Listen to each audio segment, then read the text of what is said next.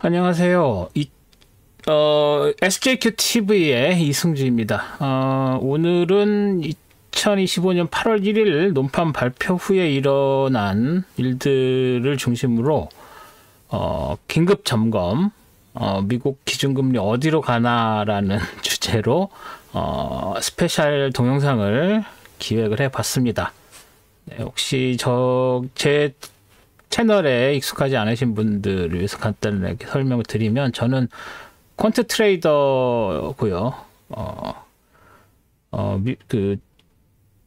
일은 중국 시장에서 하고 있는데 미국 시장에 관심이 많고 또 관련된 파트타임 잡도 하고 있어서 미국 선물 시장과 주식 시장에 관심이 많고, 그걸로 SJQTV라는 곳에서 매주 차트 분석을 하고 있는 그런 취미 유튜버입니다. 네. 그럼 시작해 볼까요? 무슨 일이 벌어졌나부터 살펴보시겠습니다. 과연 무슨 일이 벌어졌나? 8월 1일날 논판 페이롤이라는 게 발표됐습니다. 논판 페이롤이 뭐냐면 한국말로 하면은 비농업 고용지수? 뭐 이렇죠? 그러니까는 그 농업 관련된 게 아닌 데서 얼만큼 신규 잡이 올라왔나? 뭐 이런 거에 대한 고용 지표죠. 그래서 논팜이 세면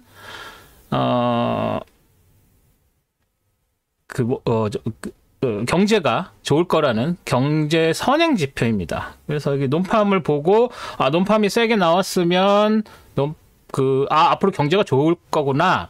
논팜이 안 좋게 나오면 경제가 안 좋을 거구나. 그리고 그 기준으로 보통 삼으시는 게 이렇게 보시면 이게 8월 1일이 나온 거죠. 여기 이렇게 보시면 8월 1일자라고 써 있죠. 네.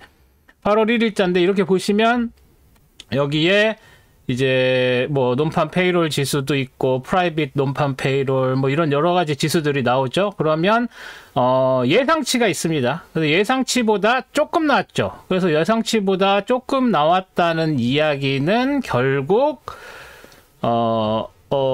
애널리스트들이 분석한 것보다 실제로는 논팜이 작게 나왔다. 그래서 논팜이 작게 나왔기 때문에 앞으로 경제가 안 좋아질 거다. 뭐 이렇게 선행 지수로서 역할을 한다고 볼 수가 있습니다. 그런데 무슨 일이 벌어졌냐면 뭐 좀 전에 보신 그거를 이제 제가 스크린샷으로 만드는 거예요. 11K, 마이너스 15K, 14K. 이 오른쪽이 지난달, 그러니까 7월에 발표된 6월 고용 지수고, 이게 8월 1일 날 발표된 7월 고용 지수예요. 근데 뭐 다른 것도 많지만 일단 논팜 제일 중요하고 제일 뭐 헤드라인에 가까운 논팜을 보면 106K의 예상치가 나왔는데 73K밖에 안 나왔죠. 그래서 106K밖에 안 나왔네, 73K 적게 나왔네, 이렇게만 생각하고 그냥 넘어갈 수도 있는 일인데, 문제는 얘였습니다. 얘가 뭐가 문제였냐면, 다시 아까 봤던 표를 보시면 이게 8월 거라고 했죠. 8월 1일에 발표된. 7월 1일 거 발표된 걸 한번 볼게요. 7월 1일 날에 무슨 일이 있었냐? 논판 페이롤이 147K가 나왔어요. 그리고 그때 예상치도 111K 정도였는데 세게 나온 거예요.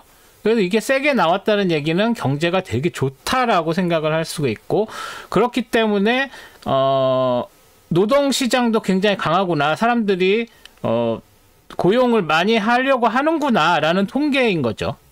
그리고 여기 보시면 프리비어스라고 나오듯이 그 전에도 이게 144K로 굉장히 강했는데 조금 빠질 것 같아요 라고 애널리스트들이 예상을 했는데, 이 애널리스트의 포커스트는 뭐냐면 여러 선정된 애널리스트 뭐 100몇 명인가 200몇 명인가를 각 인베스트먼트 뱅크 이런 데에서 설문조사를 해가지고 그 사람들이 설문에 답변을 하면 이렇게 하는 겁니다.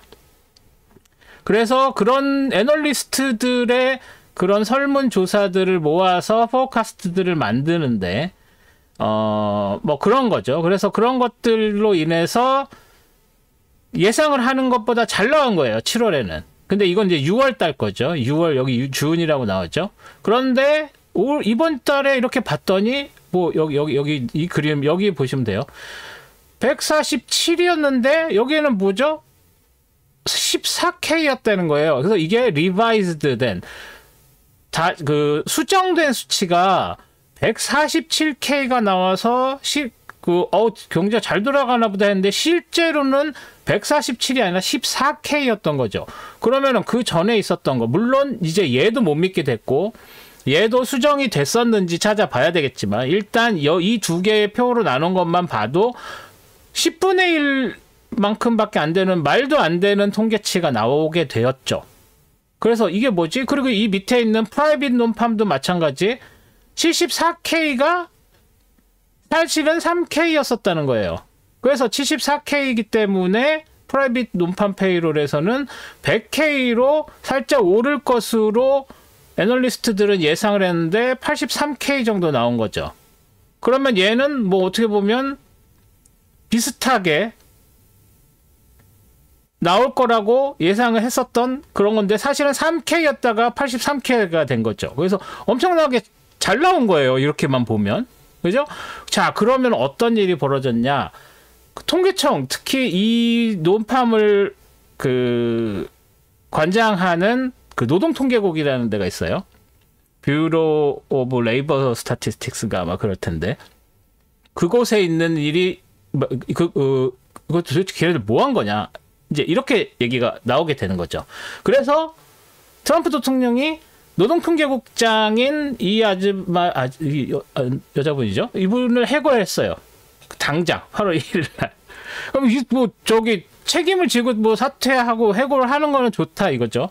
그럼 왜 이런 일이 발생했느냐 하고서, 얘기를 봤더니 사실은 몇 달 전부터 통계가 좀 믿기 어렵지 않냐는 얘기들이 나오기는 했었어요. 근데 이 정도까지라고는 생각을 못했죠. 왜냐하면 여러 가지 이제 요인들이 있는데, 뭐 기억하실지 모르겠지만 도지라는 정부 부처가 새로 생기면서 테슬라의 테슬라 사장 갑자기 이름이 생각이 있는데 그 아저씨가 거기 가시면서 사람들 엄청나게 자르는 것 중에 이 스태티스틱스 관련된 공무원들도 무지하게 잘렸었던 모양이에요.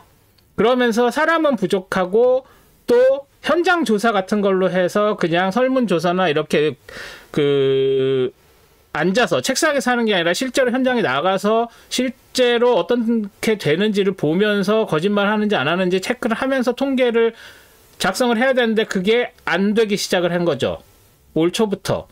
그런데 또 거기에 정치적인 배경에 트럼프가 작년부터 인플레이션이 너무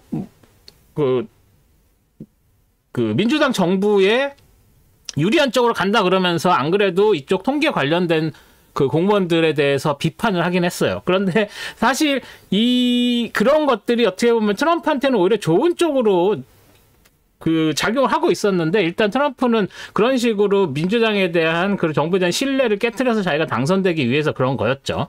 그런데 실제로 이런 통계가 안 좋게 된 이유가 트럼프 정부의 문제인데도 불구하고 오히려 민주당에서 임명된 자기 사람이 아닌 사람을 이렇게 비판하는 이런 쪽으로 된 거죠. 이건 정치적인 얘기니까. 그런 식으로 돼서 일단 해고를 한 거예요.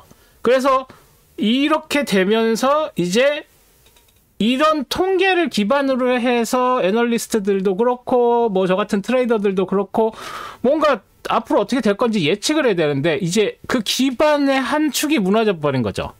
그래서 어떤 일이 벌어졌는지 그래서 그렇게 된 다음에 무슨 일이 벌어졌냐면 FOMC 위원들이 예정되어 있는 8월 1일에 예정되어 있는 그런 스피커들이 있었어요. 그 사람들 중에서 보우만이라는 사람은 당장 기준금리 인하해야 된다 이렇게 얘기를 했어요. 그리고 해막이라는 사람은 노동지표 중요하게 봤고 이 노동시장이 지금 갑자기 확 안 좋은 걸로 나왔잖아요. 그렇죠? 그럼 뭐 다시 한번 보여드리면 지금 이게 아니고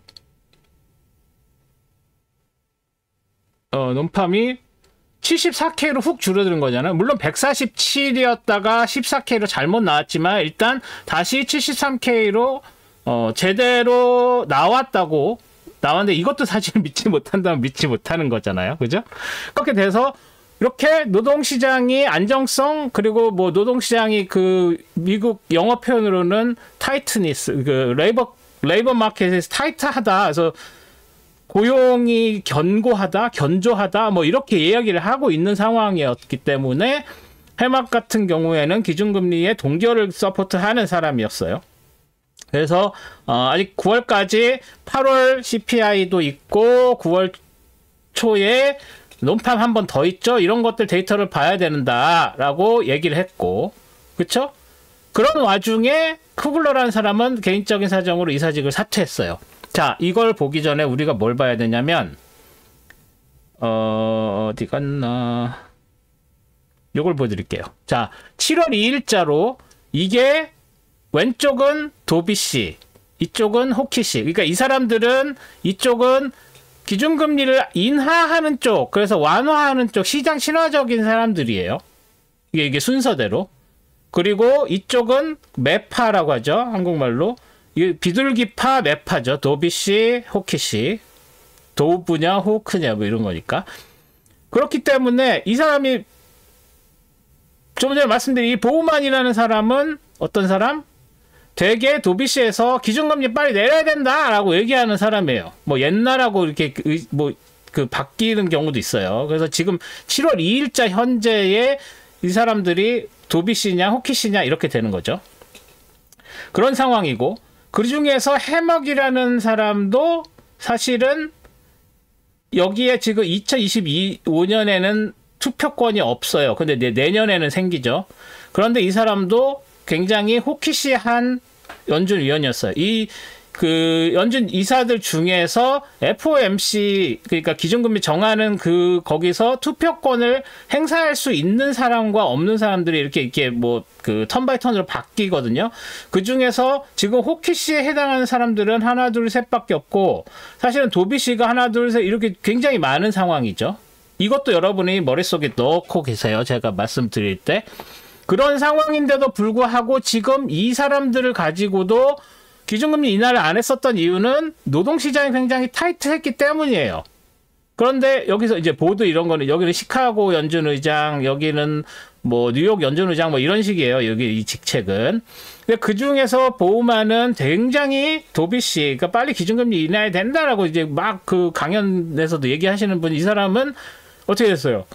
노동시장을 그래도 나름 굉장히 중요하게 생각하고 노동시장 타이트하니까 경제가 잘 돌아가니까 경제가 잘 돌아갈 때는 기준금리를 인하하면 유동성이 너무 많이 공급이 돼서 인플레이션을 자극할 수밖에 없다.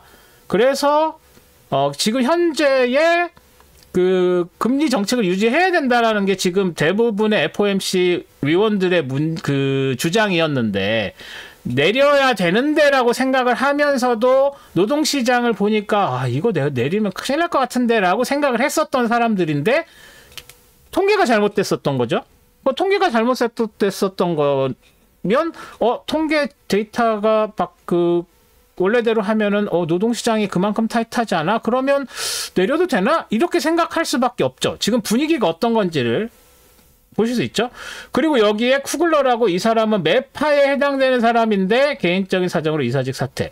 여기에 뭐 정치적인 압력이 갔네 안 갔네 뭐 호사가들은 말을 많이 하고 있지만 뭐 그런 정황은 없다라고 일단 알려지고 있어요. 그냥 본인이 이거 너무 힘들어. 원래 직업이었던 이 대학 이름 까면 대학 교수였으니까 교수직으로 다시 돌아갈래. 왜냐면 보드니까 여기서는 이제 거기에 있는 거 일시적으로 교수직 안 하고 연준에 와가지고 일을 하시던 분인 거예요. 보드는 이제 연준 안에 있는 이사 진이라는 뜻입니다. 연준 이사라고 얘기하고 여기서 뉴욕 이렇게 돼서 이 사람은 그 뉴욕 연준의 의장 뭐 이런 식인 거죠. 그래서 각 지역에 있는 뭐 모든 지역에 있는 건 아니고 각 지역에 있는 연준 그 위원 연준 의장들과 페더럴 리저브 안에 있는 이사들이 모여서 FOMC라는 회의를 해서 거기서 기준금리 정책을 정하는 거죠. 그 중에 보트권이 이제 있고 없고 이렇게 턴 바이 턴으로 왔다 갔다 한다는 게 이제 이 표고. 그래서 이 시스템을 그렇게 이해를 하셔야 됩니다. 그렇게 됐는데 쿠글러가 갑자기 이제 간다는 거예요. 그러면 심지어 여기 호킷이 있었던 사람 중에 하나가 없어지는 거잖아요. 도피 씨들은 그대로 있고 아마 뭐 여기에 있는 분들 중에서 한 분이 더 있거나 뭐 또 누가 새로 임명되거나 뭐 하는지는 그것까지는 제가 모르겠는데 일단은 그런 상황, 이 상황, 그래서 FOMC 위원들 중에서 도비 씨는 막 목소리 높였고, 호키 씨는, 이제, 물론 이 사람은 지금 저거 그 투표권이 없지만, 이제 그러면 뭐, 고려를 해야지, 9월까지 봐야 하는 데이터들 많지만, 노동시장 흔들리면 금리정책 바뀌는 게 맞지?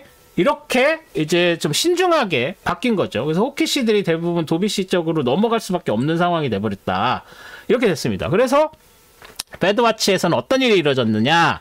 수요일에 기준금리 발표 이전만 해도 9월 기준금리 인하 가능성이 크고 혹시 7월 발표에도 기준금리 인하가 있지 않을까 뭐 이런 기대를 했어요.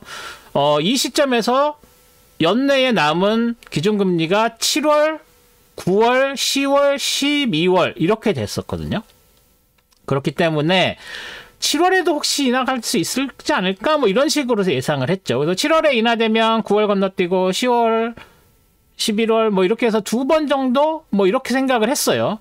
9, 10, 11, 12 기준. 근데 그래서 뭐 연내에 두 번 인하 가능성이 높음. 그래서 7월에도 혹시 내릴지도 모르지만 거의 90% 이상 안 내릴 거라고 다들 시장에서 예측했고 실제로 그렇게 됐죠. 동결됐죠. 그래서 9월, 10월, 12월 기준금리에서는 두 번 인하의 가능성이 높다. 그런데 수요일 날 기준금리 동결 딱 되면고 파월 의장이 나와서 기자회견 하면서 기준금리 인하 가능성이 확 낮아져 버렸어요. 그래서 9월이 기준금리 인하 한 60% 그리고 동결이 한 30% 이 정도였었던 걸로 기억하는데 이따 표 보면서 말씀드릴게요. 그런데 10월도 힘들고 12월 인하 가능성이 있자 12월도 힘든가? 연내야 동결되는 거 아니야? 뭐 이런 식의 신중론들이 나오기 시작을 했었어요. 7월 30일에서 7월 31일. 그런데 논판 발표되면서 좀 전에 말씀드린 그런 일이 벌어졌죠. 그러니까는 야 이거 노동시장이 그렇게 되면 FOMC에서 계속 주장하고 파월 의장도 나와서 노동시장이 저렇게 타이트한데 우리가 쉽게 기준금리 낮추기 어렵잖아. 뭐 이런 얘기를 했는데 노동시장의 통계가 그 난리가 됐다는 것이 밝혀지면서 9월 기준금리 인하 가능성이 확 뒤집혀요. 그래서 연내 3회 기준금리 인하 가능성까지 얘기가 되고 있어요. 자, 그걸 보여드리면 일단 FOMC 요거 CME 요거를 하나 더 먼저 보여드릴게요. 이건 나중에 보여드리게 낫겠네요. 일단 먼저 제가 보여드리려고 처음에 생각했던 거 먼저 보여드리면 자 여기에 보시면 이게 어제자 8월 1일자 9월 달 예측이에요. 지금 86.5%죠. 지금 이게 커런트인데 지금 우리가 금리가 4.5%라고 얘기를 하죠. 그래서 450 베이시스 포인트라는 건데 BPS 4.5%가 맥시멈 4.25%가 미니멈 이 사이에 있는 거야. 그럴 때 우리는 기준금리가 4.5%라고 이야기를 해요. 그런데 9월에 기준금리 발표가 지난 다음에 금리가 그대로 있을 가능성 13.5%. 한 클릭 내려서 0.25% 내려서 다시 말해서 25 BPS 내려서 4%에서 4.25% 사이로 금리가 결정될 가능성이 86.5%인 거예요. 그만큼 물론 이만큼이 안 내릴 가능성. 요게 이제 아까 헤맥이 얘기했었던 데이터 8월 데이터를 보고 9월 초에 10월까지 8월 CPI 그리고 8월 논팜 그 고용지수인 9월 초에 발표되는 논팜 보고 결정해야 된다는 게 이제 그런 가능성이 남아요. 거기서 또 뭐 갑자기 노동시장이 되게 좋아질 수도 있는 거잖아요. 그러면 또 못 내리니까. 그런데 그거가 아니면 이 정도의 확률이 된다라는 거를 말씀을 드릴 수 있는 거죠. 그리고 이거 아니네. 얘랑 얘 같은 경우 얘는 10월 29일 날 발표되는 10월 논팜에서는 이게 지금 현재 그게 한 클릭 내린 거, 두 클릭 내린 거. 그러니까 시장의 그 패드와치에서는 패드와치라는 게 CME에서 이제 서베이를 해가지고 지금 현재 나중에 있을 뭐 이거 지금 2026년 거까지 쫙 있는데 그 통계가 나중에 있을 그런 것들의 현재 상황에서 예측되는 확률. 기준금리가 어떻게 될 건지의 확률, 뭐 낮추고 높고가 아니라 현재가 이건데 그때 어떻게 될 거냐라는 것의 확률이에요. 그래서 10월 29일 10월달 논팜에서는 한 번 더 내려서 65.61 확률 아니면 9월에 안 내리고 10월에 내리건 9월에 내리고 10월에 안 내리건 지금 현재 기준 하나만 내려가 있을 확률 31.3% 이렇게 보여주는 거죠. 그리고 그 다음 거는 12월 거를 보시면 현재 게 거의 확률이 없죠. 그러니까 적어도 한 번은 내릴 거라는 것을 예측할 수 있고 한 번만 내리는 거가 이렇게 두 번 내리는 거 이렇게 12월에 또 내려서 그래서 9, 10, 11, 9, 10, 12 다 내려서 12월 FOMC 이후에 세 번 내린 이걸로 3.75까지 내려갈 확률이 이렇게 된다는 거예요. 그죠? 그러면 이것만 봤을 때 연내에 다시 말해서 12월에 하나, 둘, 세 번 내릴 가능성이 되게 크다라고 예측을 하고 있는 거죠. 근데 이게 지금 여기 보시면 8월 1일자 어제 찍어놓은 스크린샷이에요. 지금은 살짝 다른데 뭐 크게 차이는 없습니다.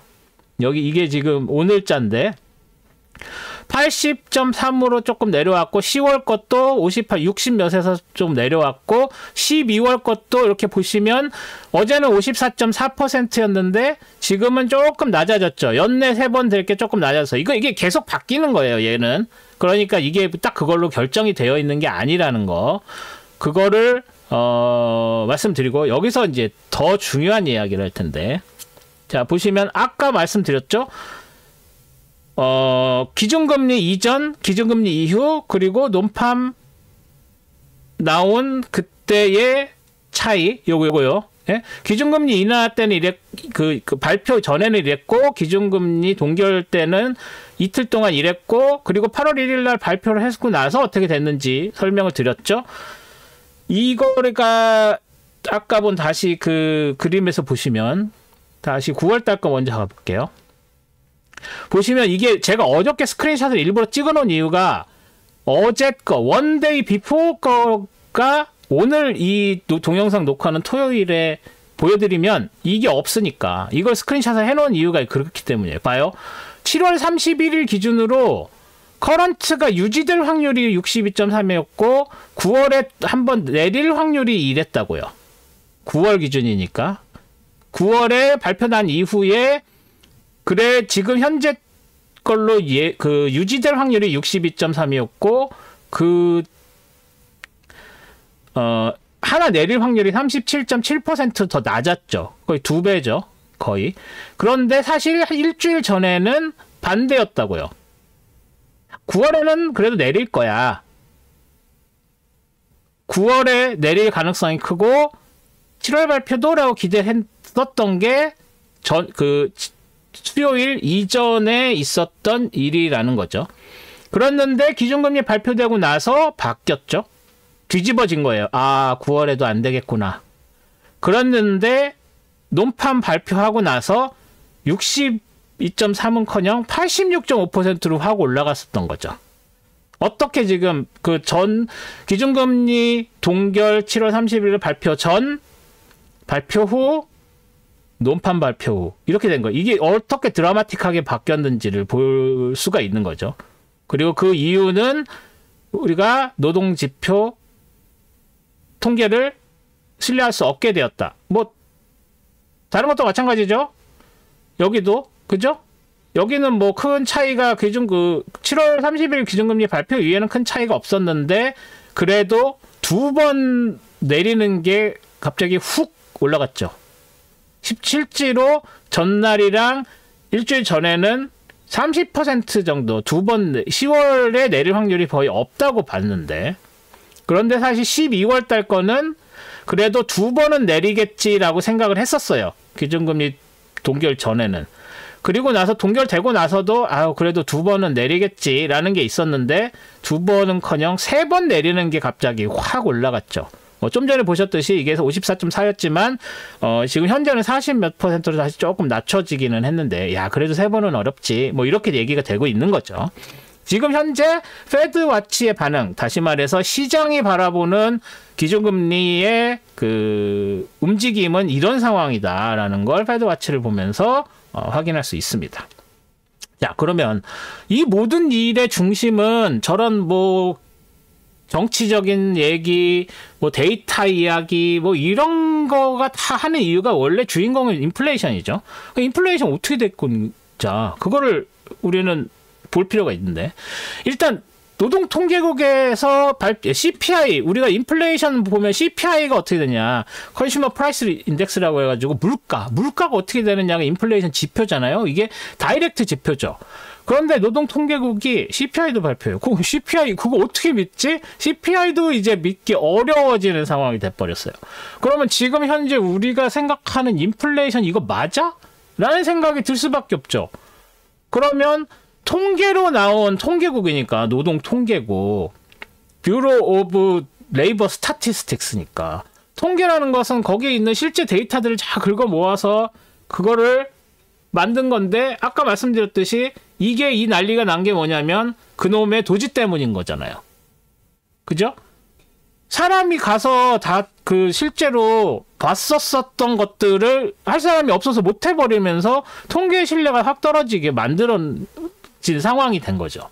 어쨌거나 그렇게 돼서 CPI도 우리는 잘 모르겠는데 그러면 우리가 간접적으로 기대 인플레이션을 측정하는 게 미시간에서 얘기하는 기대 인플레이션 측정하는 서베이가 있어요. 이거는 서베이예요. 그러니까 원래 이 미시간 넘버는 그 소비자 지수 뭐 이런 거를 서베이하면서 인플레이션도 같이 물어보는 거예요. 그래서 이게 좀 왜곡이 되겠구나라고 사람들이 생각을 뭐 왜곡 안 될 수가 없으니까 했는데 왜냐하면 여기서 나온 인플레이션들 넘버가 CPI보다 너무 많이 높으니까 역시 사람들이 자기가 그냥 느끼는 인플레이션 그러니까 물가랑은 좀 많이 달라 이렇게 생각을 했는데 CPI가 그렇게 제대로 통계가 안 나오면 이거 우리 기대 인플레이션도 봐야 되는 상황이죠. 다행히 막 여기 5% 막 넘고 그랬어요. 5년 전 거가 5년 후 거가. 그런데 그게 많이 떨어져서 지금은 1년 후보다도 더 낮은 레벨로 왔죠. 5년이. 그래서 이게 전에는 이게 한 3% 정도, 4% 정도 막 그 왔다 갔다 하다가 올 초부터 4% 계속 높게 유지가 됐어요. 지금 실제로 CPI 나오는 게 2.9 이렇게 통계로 나왔죠. 뭐 물론 못 믿겠다고 하면 할 수 없지만 일단 나온 수치는 그렇단 말이에요. 2.9 뭐 3.0 뭐 이런 레벨인데 1년 후에 4.5 이건 좀 너무 심한 거 아니야? 라고 했는데 다들 관세에 관련된 인플레이션을 여기에 포함을 시켜 놓은 거죠. 소비자들이. 그리고 그래도 5년 후에는 2% 아래까지는 떨어지지는 않을 것 같아. 1%대나 2% 아래까지는. 그래서 물론 이것도 4.0이었다가 이전에 4.0이었다가 떨어지고 해서 이렇게 된 거예요. 그런데 신기한 게 기대치보다 조금 올랐어요. 4.5%로.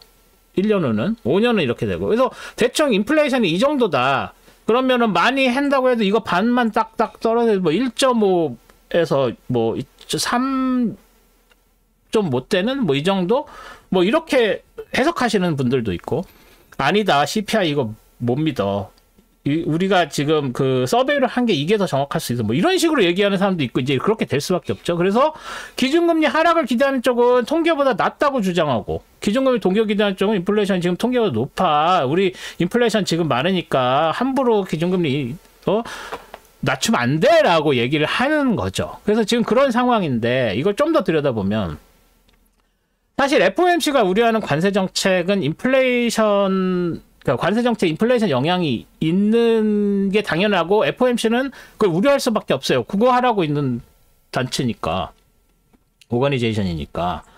그래서 관세로 인한 가격 상승 우려는 당연하죠.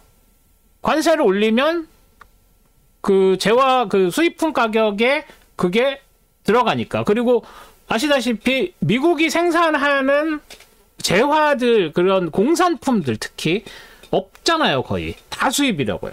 그렇기 때문에 수입에 관세가 붙으면 가격에 그게 반영이 될 거고, 그게 15%다 뭐 그러면 15%에서 가격에 들어가는 게 10%, 15%보다 더 될 확률도 있지만 그것보다는 낮을. 그래서 한 10% 뭐 아니면 수출하는 측에서도 그 부분을 좀 희생을 해서 6, 7% 정도로 갈 수도 있는 거죠. 그런데 이렇게 되면 서비스 가격 이런 거는 영향 안 받고 재화들의, 그러니까 공산품들, 공업 생산품들에서만 영향이 있으니까 실제로 뭐 4%, 5% 영향을 줄 수도 있고, 또 그게 전체적인 게 아니니까, 그리고 그런 식으로 계산을 하면 인플레이션에 주는 영향이 없지는 않죠. 당연하죠. 당연 있지만 그렇게 크지 않을 수도 있나? 뭐 이런 식의 분석이 가능한 거예요. 그래서 그 시기적으로 봤을 때 현재 물가 관세가 반영되어 있느냐? 대부분은 아직 반영되어 있지 않아요. 이 통계에 반영되어 있지 않아요. 그렇죠? 그래서 노란 말이에요. 그리고 앞으로 물가에 크게 반영될 것인가? 반영이 되겠죠. 당연히. 지금까지 안 됐는데 관세 8월 때 이제 제대로 된 게 8월까지 연장됐었던 게 이제 관세를 매기기 시작하면 실제로 수입되는 상품들의 관세가 붙을 테니까. 그럼 물가가 그거에 반영돼서 오를 수밖에 없는데 얼마나 오르냐, 뭐 그게 문제인 거죠. 그러면 인플레이션에 크게 영향을 줄 것인가? 여기는 지금 물가가 관세 반영되는가도 크게 반영된 거 예스? 이 얘기는 다 뭐 나온 얘기죠.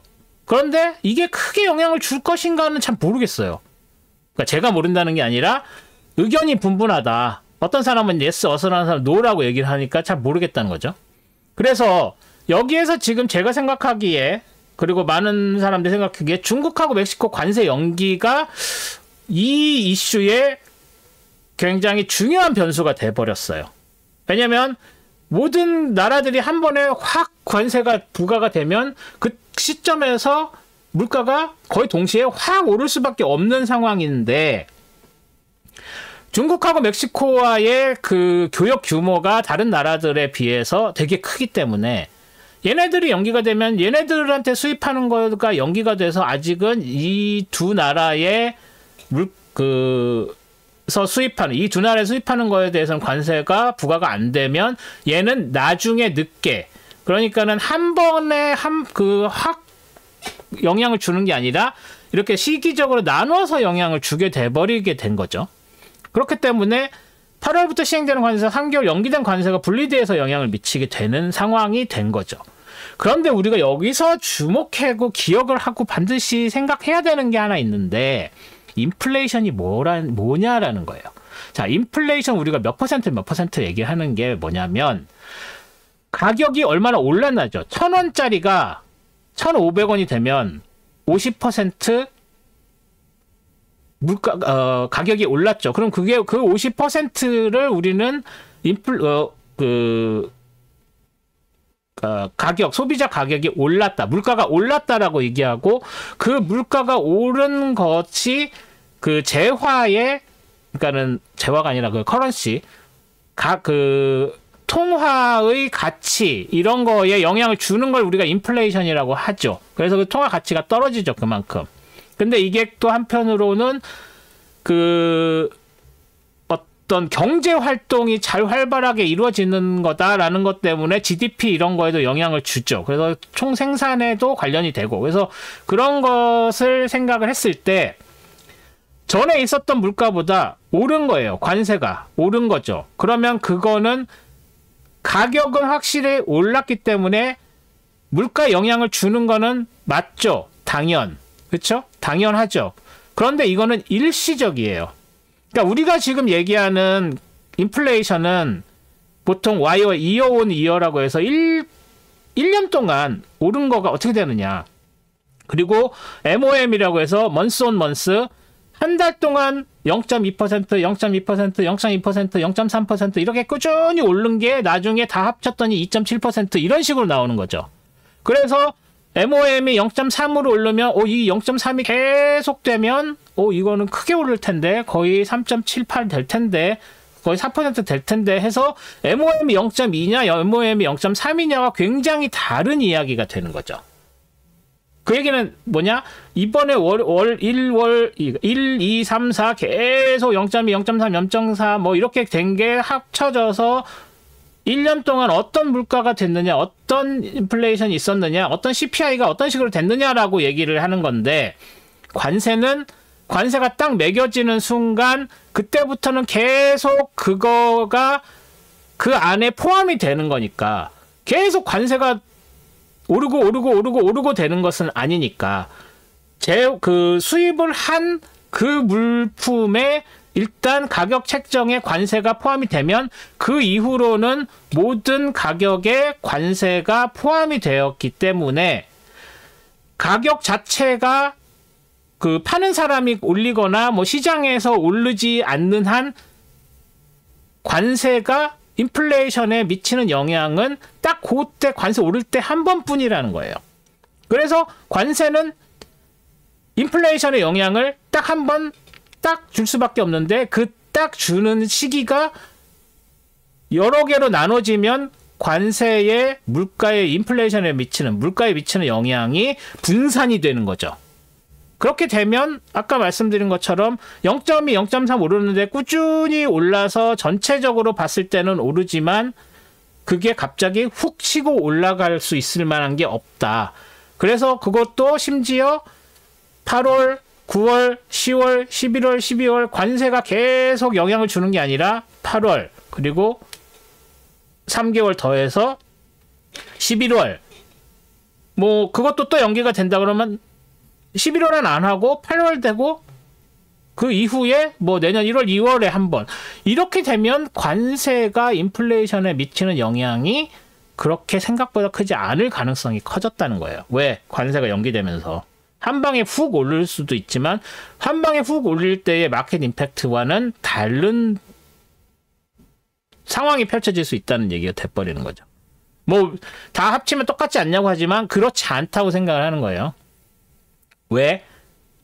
해봤자 2번인데 반씩 나눈 거기 때문에.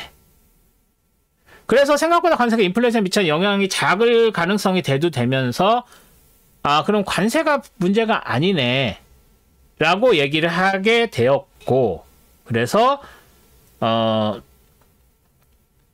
관세가 포인트가 아니다라는 얘기가 나오기 시작하는 거고 그리고 그럼에도 불구하고 여전히 FOMC 목표 인플레이션 2%는 쉽지 않아 보이고 그래서 이걸 지키기 위해서 이걸로 이만큼 되게 인플레이션을 억누르고 싶기 때문에 FOMC는 계속 이자율 그러니까 금리 정책을 타이트하게 해왔는데 지금 중요한 터닝 포인트가 굉장히 드라마틱하게 와버린 상황이다. 왜 드라마틱하게 왔냐고 말씀을 드린 게 아까 페드 와치를 보여드린 거고 하지만 여전히 뭐 아까 기대 인플레이션도 보셨고 뭐 페드뿐만 아니라 대부분 그 컨센서스가 있는 게 2%는 좀 힘들고 3%대에 고착될 가능성이 있고 근데 이 3%도 인플레이션 굉장히 큰 거죠. 그래서 이걸 어떻게 누릴 것인지를 지금 고민을 해야 되는 타이밍에 대통령은 지금 빨랑 내려라 라고 얘기하고 있는 거죠. 왜? 재정 정책을 펼 때 국채 같은 거 하려고 그랬을 때 그러니까 국채는 이자를 계속 주는 것도 있지만 노쿠폰인 것도 많기 때문에 팔 때의 그 타이밍에 어떤 금리가 있느냐가 되게 중요하죠. 그러니까 내가 뭐 100만 원을 빌리려고 했는데 그 100만 원에 어떻게 보면 선이자 떼고 주는 거거든요. 돈을 들어올 때. 왜냐면 이자가 없으니까 옥션을 해서 내가 뭐 10년물, 30년물 할 때 얼마에 팔게 할 때 옥션이 나와서 그때 책정되는 그 이자로 옥션하는 가격 그 국채 가격이 형성이 되고 그 국채 가격만큼만 받는 거예요. 그러니까 100만 원을 30년 후에 갚을게 하고서 했을 때 현재의 그 국채 금리 가격으로 그만큼 떼고 받는 그런 거라고 생각하시면 돼요. 쉽게 얘기하면. 그렇기 때문에 똑같은 돈을 빌리는데 받는 돈이 다른 거예요. 정부 입장에서는. 그래서 그거를 내려서 국채를 조금 더 덜 할 수 있게 해야 된다. 뭐 이런 건데 뭐 그렇게 해놓고 앞으로 경제를 망치면 그것도 말이 안 되는 거거든요, 사실은. 그런데도 불구하고 대통령 그렇게 해서 빨랑 내리라고 막 난리를 치고 있는데 그 내리면 인플레이션이 더 커지면 나중에 내년 후년에는 국채 금리가 더 오를 수도 있는 상황이거든요. 뭐 그런 거 생각 안 하시는 분이죠, 원래. 그래서 그런 상황이다. 그래서 기준금리는 어디 갔어?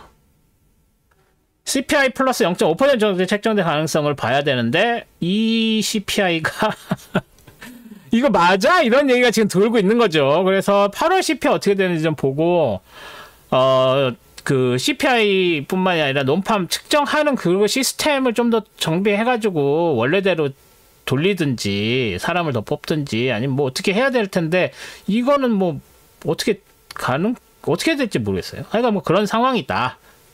그래서 인플레이션에 대해서는 이 정도로 말씀을 드릴 수 있겠습니다.